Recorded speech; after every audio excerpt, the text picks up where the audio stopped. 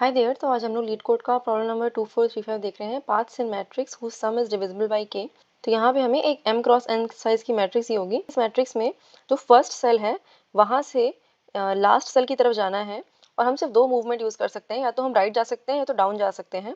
और हमें वो जो पाथ कवर कर रहे हैं उस पाथ में जो भी सम बन रहा है वो देखना है कि गिवन के से डिविजिबल है कि नहीं है। अगर है तो हम उस पाथ को अपने आंसर में इंक्लूड करेंगे, और ऐसे कितने पाथ हमारे आंसर में आ रहे हैं उसका काउंट निकाल के हमें रिटर्न करना है। ठीक है, तो यहाँ पे जैसे इस वाली ग्रिड में, तो यहाँ पे हमारी टॉप लेफ्ट से लास्ट की बॉटम राइट रो तक जाते जाते यहाँ पे दो पाथ्स बन रहे हैं। यहाँ पे 52452 और ये 53052।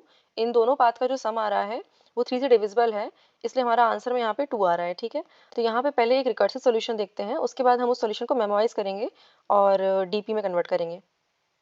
तो यहाँ पे रिकर्जन की हेल्प से हम अपना आंसर बिल्ड कर सकते हैं।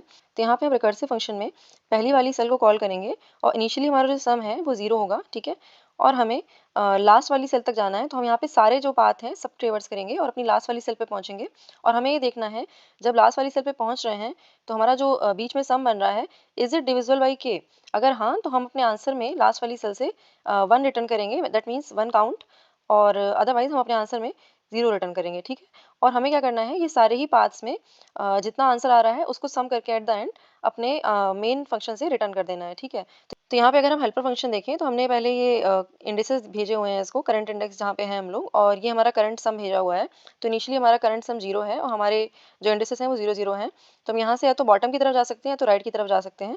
जैसे ये 5 है तो यहाँ से हम 2 की तरफ जा सकते हैं या तो 3 की तरफ जा सकते हैं। ठीक है, तो यहाँ पे बॉटम और राइट दोनों से जो आंसर आएगा हम अपने हेल्पर फंक्शन में ऐड करते चलेंगे। ठीक है, तो उसके पहले एक चीज़ देखनी है। तो यहाँ पे जब हम लोग सम ऐड करके चल रहे हैं लास्ट सेल तक के लिए, तो हमारा सम जो है काफ़ी बड़ा हो सकता है और वो हमारी इंटीजर रेंज से बाहर हो सकता है ना। तो यहाँ पे हमें सिर्फ के की डिविजिबिलिटी से मतलब है, तो हम हर सेल में सम करते हुए मॉड के लेकर के चलेंगे। ठीक है, तो अभी यहाँ पे इस फंक्शन का पूरा ट्रेवर्सल देखते हैं और आंसर कैसे बिल्ड होगा वो देखते हैं।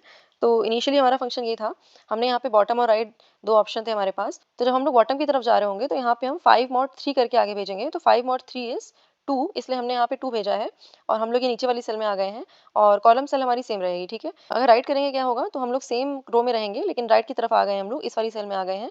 और जब हम लोगों ने आगे बढ़ाया इसको, तो हमने यहाँ पे जो भी सम था अभी करंट सम, उसमें 5 ऐड किया और मॉड 3 करके आगे भेजा। ठीक है, तो दैट विल बिकम 2 हेयर। ठीक है, तो यहाँ पे आने के बाद again we have two option, bottom and right. Let's say हमने अगर राइट वाला पाथ चूज किया तो हम लोग इस जगह पे आएंगे। तो राइट वाले पाथ चूज करने पे हमारे पास 5 3 और वे 0 पे आ गए। ठीक है, तो यहाँ पे हमने यहाँ पे 2 आ गया था सम हमारा, तो 2 में 3 ऐड किया तो 5 5 mod 3 is again 2।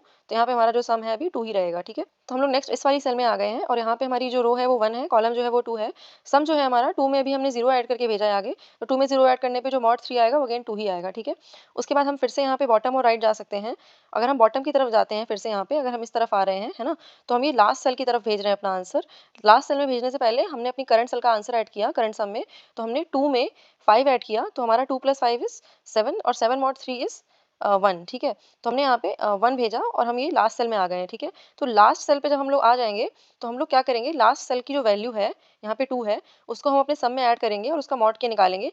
If it is 0 तो हम अपने आंसर में 1 रिटर्न करेंगे, अदरवाइज हम अपने आंसर में 0 रिटर्न करेंगे। मतलब कि यहाँ से एक पाथ पूरा बन रहा है इसलिए 1 रिटर्न कर दो, अगर नहीं बन रहा होता तो हम अपने पाथ आंसर में 0 रिटर्न कर रहे होते। ठीक है, तो ऐसे कर करके we are going to traverse all the path that are possible, और हम लोग हर पाथ से या तो 0 या तो 1 रिटर्न कर रहे होंगे। ठीक है, तो इस वाले क्वेश्चन में हमें एक ए वाले पाथ से 1 रिटर्न हो रहा होगा और एक ए वाले पाथ से 1 रिटर्न हो रहा होगा। ठीक है, और जब हम लोग एंड में इस वाली सेल पे आएंगे तो हम बॉटम और राइट दोनों से जो आंसर आ रहा होगा उसको ऐड करके भेजेंगे, क्योंकि हमें सारे पाथ कैलकुलेट करने हैं, है ना। तो यहाँ से हमें 1 मिल रहा है, यहाँ से भी 1 मिल रहा है, तो टोटल हमारा जो आंसर है वो यहाँ पे 2 आ जाएगा। ऐसा भी हो सकता था कि यहाँ पे भी कहीं 1 मिल रहा होता, यहाँ पे 1 मिल रहा होता, मतलब जितनी पॉसिबिलिटीज़ है हमारी, हमने सबको यहाँ पे इवेंचुअली इस जंक्शन पे ऐड करके आगे भेजना है। ठीक है, तो this is how we are going to do this recursive function. और इसी फंक्शन में हम लोग मेमोराइज करके डीपी भी यूज़ कर सकते हैं। तो यहाँ पे हमारे 3 वेरिएबल हैं जो चेंज हो रहे हैं, एक तो हमारी जो सेल है वो, और तीसरा हमारा जो सम हम लोग कैलकुलेट करके चल रहे हैं। ठीक है, तो हम यहाँ पे एक डीपी ले लेंगे, 3D डीपी, और इस डीपी में हमारी 3 चीज़ें चेंज हो रही होगी, रो कॉलम और सम अभी तक जितना आया हुआ है। ठीक है,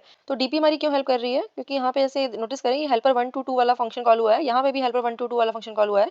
ये हमारी रिपीटेड कॉल्स हैं, है ना। अगर ये हमारी कॉल्स रिपीटेड हैं तो हम लोग इनकी जगह पे सिंपली जो आंसर कैलकुलेट किया हुआ था हमने प्रीवियस कॉल में वो रिटर्न करके भेज सकते हैं, है ना। तो ये रिपीटेड कॉल्स की वजह से we can easily use DP memorisation and reduce the time complexity of our answer. ठीक है, so let's try to see the code for the solution. तो यहाँ पे हम रिकर्सिव फंक्शन कॉल कर रहे हैं और हम यहाँ पे करंट सेल की पोजीशन भेज रहे हैं और जो करंट सम है हमारा दैट इज़ 0 वो भेज रहे हैं, ठीक है। तो यहाँ पे हेल्पर फंक्शन कॉल करते समय तो अगर हमारी जो सेल्स हैं वो आउट ऑफ बाउंड जा रही हैं तो हम सिंपली 0 रिटर्न कर देंगे क्योंकि वहाँ पे कोई आंसर नहीं बनेगा। अदरवाइज़ हम क्या करेंगे, अपने करंट सम में हम ये ग्रिड की वैल्यू ऐड करेंगे, करंट ग्रिड की वैल्यू ऐड करेंगे और उसके बाद पूरे का मॉड ले लेंगे, ठीक है।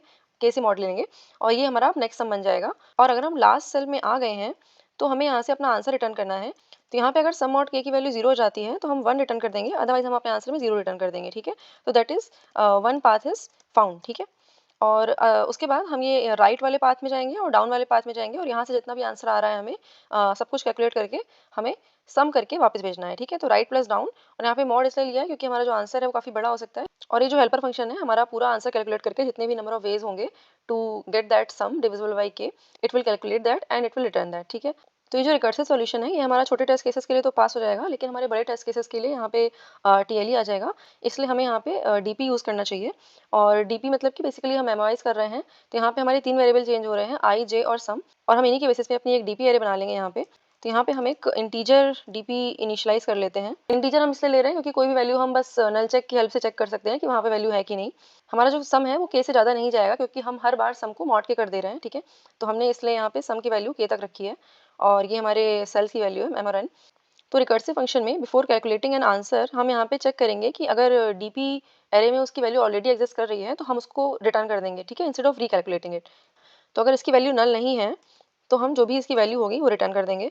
अदरवाइज हमें अपना आंसर कैलकुलेट करना है और एट द एंड हम अपने डीपी में भी ये वैल्यू स्टोर कर देंगे, ठीक है, फॉर फ्यूचर कैलकुलेशंस। तो यहाँ पे हमने अपना डीपी में आंसर स्टोर कर दिया है और यही आंसर हम सेम रिटर्न भी कर रहे हैं। तो हमारा जो फंक्शन है ये एज इट इज़ वर्क करेगा। So let's try to submit this.